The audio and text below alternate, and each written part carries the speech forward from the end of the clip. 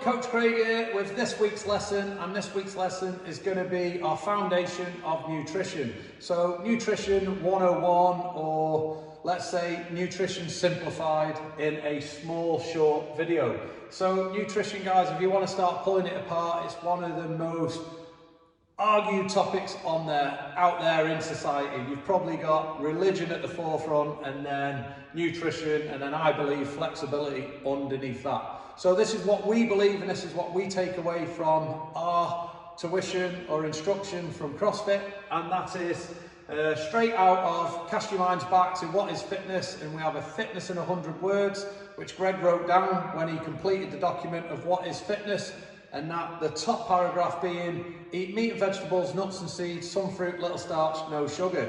If we just delve into that a little bit deeper, guys, with the 3 macronutrients that we need for a good balanced diet, in the terms of eating for health or eating for performance. We can say for performance because the more we perform, the fitter we get, therefore the healthier we are. If again you cast your minds back to that fitness wellness continuum.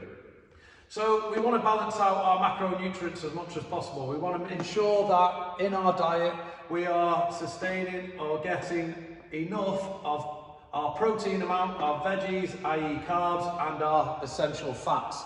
So protein, eat meat, what does that actually mean? It means real meat, guys, i.e. animals that were running around a day or two a few days ago, and not meat that's been packaged and added with loads of preservatives to give it a longer shelf life. And certainly not some orchestrated, constructed mess that you would get in a tin, like Spam, I believe it is. Okay, certainly leading away from that. Sticking to the outside of the supermarket aisles opposed to the inside of the supermarket aisles. You've probably heard that phrase before. Veggies wants to be our main source of carbohydrates. We want to be getting them in with every meal possible. They are packed also with them micronutrients, the vitamins and the minerals and the things that we need to sustain a real healthy lifestyle. And then we've got our healthy fats, which we're looking at oils and seeds and nuts. So these are things that are compressed and comprise of good, healthy, like omega-3, which we'll come on to a little bit later.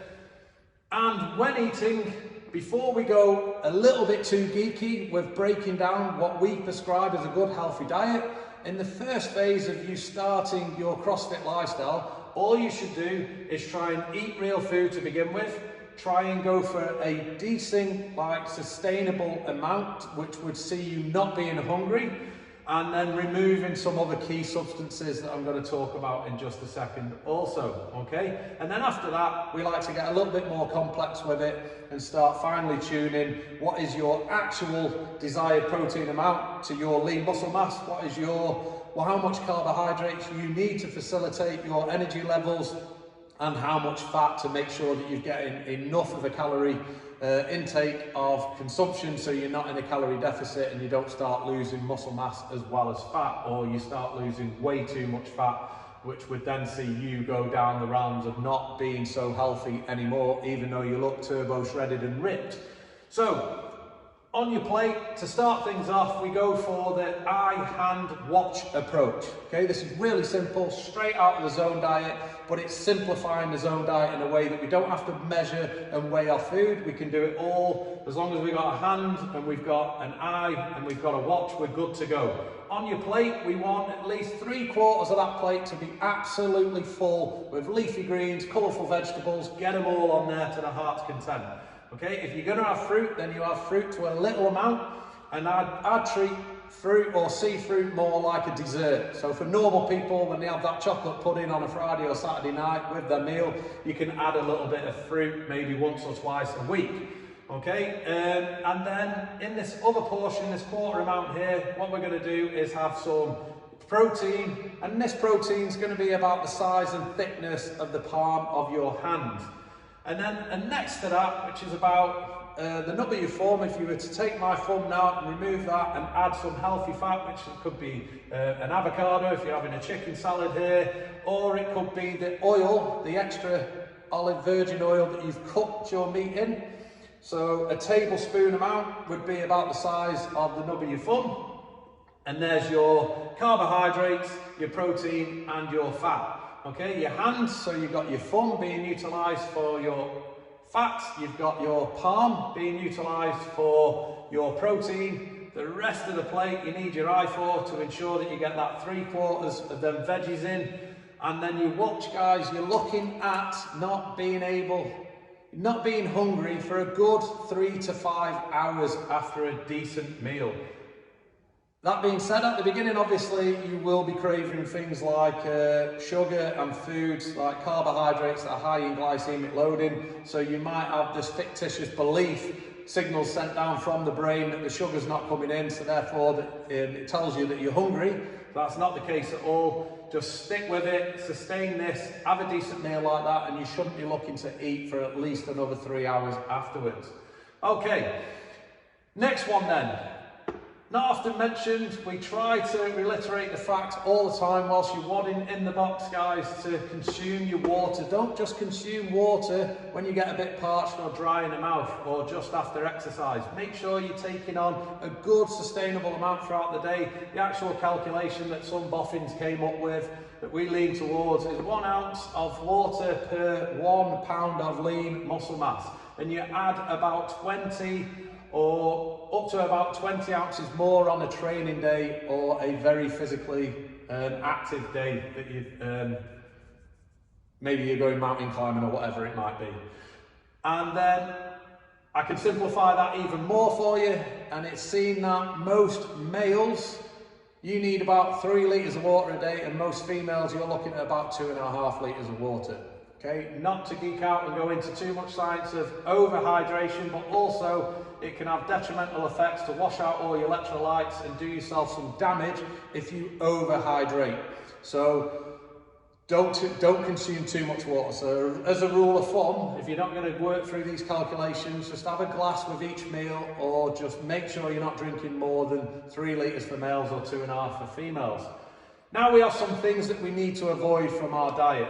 Okay, the things that we're seeing that produces some of these chronic illnesses, like ups the rate of type 2 diabetes and all the things that you hear, these buzzwords cutting around society now as all these things have been introduced into our dietary means.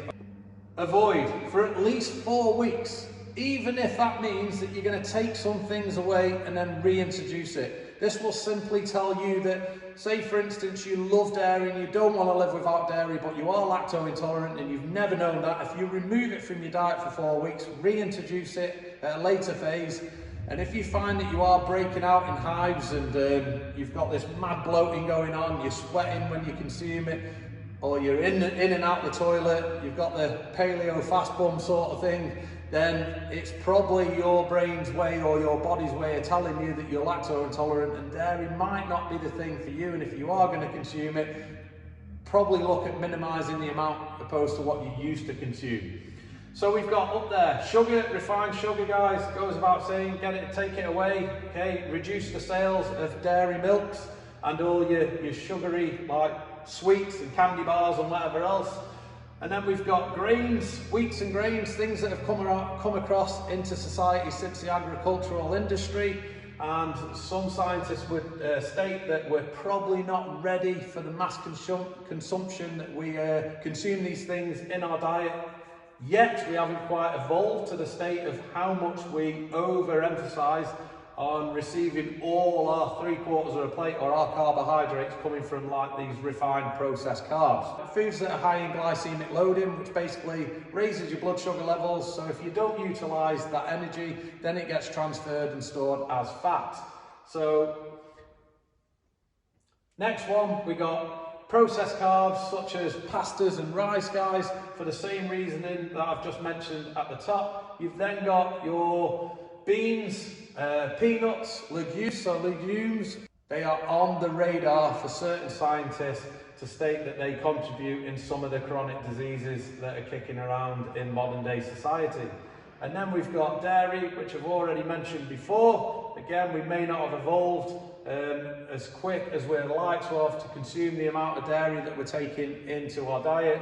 And then last but not least, chemicals. So that goes without saying, all kind of drugs and formulas, cigarettes, alcohol, coffee, I know, okay, at least again by the principle of remove it for 4 weeks and then reintroduce it at a later date to see whether you can control it on a better amount this time if everything was a little bit out of whack and you've learned that from cleaning up your diet for the last 4 weeks. And then last but not least, supplementation.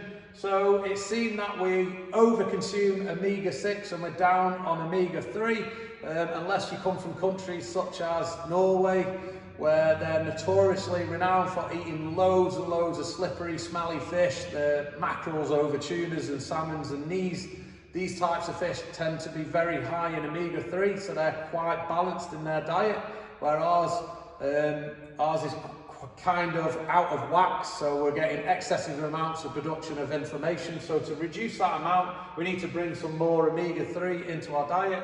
We want, you can buy fish oil capsules, and we want the brand or name that's highest in EPA and DHA. And also we go through consume an amount of about 3 to 5 grams per day.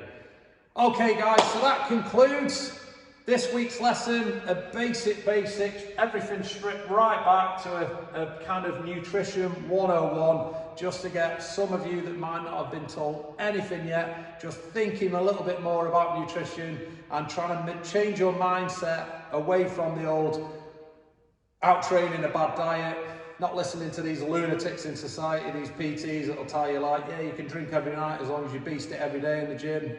It's ridiculous. That's going to see you die of something flipping horrendous when you're later on in life, even if you've got a set of abs or not. So eating towards performance and more importantly, eating towards health and well-being.